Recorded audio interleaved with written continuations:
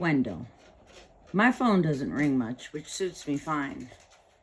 That's how I got the news about our boy, shot dead like a dog in the street, and the word last year about my wife's car wreck.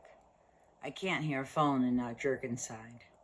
When Anna called, I was still asleep. Phone calls that wake me up are the worst.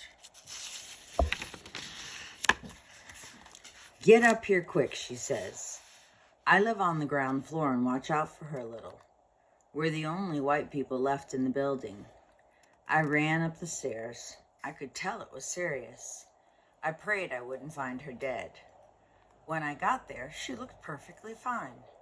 She dragged me over to the window. Look down there, she says. They're dying. What? I yelled back. The plants. I was mad. She gave me some binoculars and told me all about the Chinese girl. I found the plants and got them in focus. There were 4 of them in a row, still little. They were wilted. Leaves flopped flat in the ground. What are they? She asked. Some kind of beans. I grew up on a little farm in Kentucky. But she planted them way too early. She's lucky those seeds even came up. But they did, said Anna, and it's up to us to save them. It was a weekend in May and hot. You'd have thought that those beans were hers. They needed water, especially in that heat. She said the girl hadn't come in 4 days, sick probably, or gone out of town. Anna had twisted her ankle and couldn't manage the stairs. She pointed to a pitcher. Fill that up and soak them good. Quick now. School janitors take too much bossing all week to listen to an extra helping on weekends. I stared at her one long moment, then took my time about filling the pitcher. I walked down the stairs and into the lot and found the girl's plants. You don't plant beans until the weather's hot. Then I saw what had kept her seeds from freezing. The refrigerator in front of them had bounced the sunlight back on the soil, heating it up like an oven. I bent down and gave the dirt a feel. It was hard-packed and light-colored. I studied the plants, leaves shaped like spades in a deck of cards. Definitely beans. I scraped a ring of dirt around the first plant to hold the water and any rain that fell. I picked up the pitcher and poured the water slowly. Then I heard something move and spun around. The girl was there, stone still, 10 feet away, holding her own water jar. She hadn't seen me behind the refrigerator. She looked afraid for her life.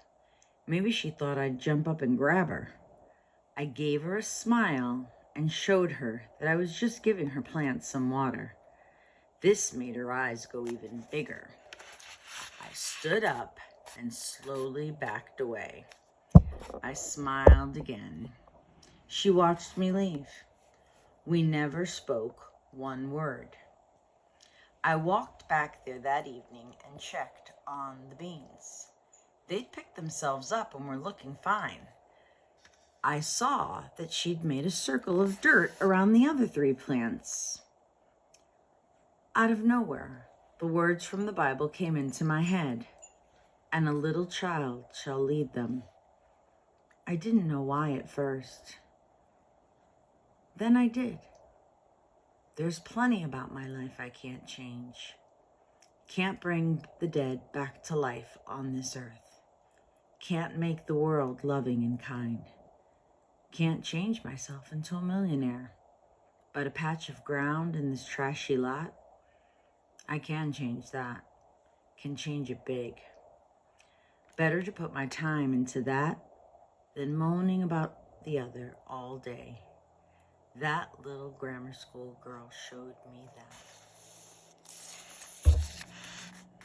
The lot had buildings on 3 sides. I walked around and picked myself out a spot that wouldn't be shaded too much. I dragged the garbage over to the side and tossed out the biggest pieces of broken glass. I looked over my plot, squatted down, and fingered the soil a while. That Monday, I brought a shovel home from work.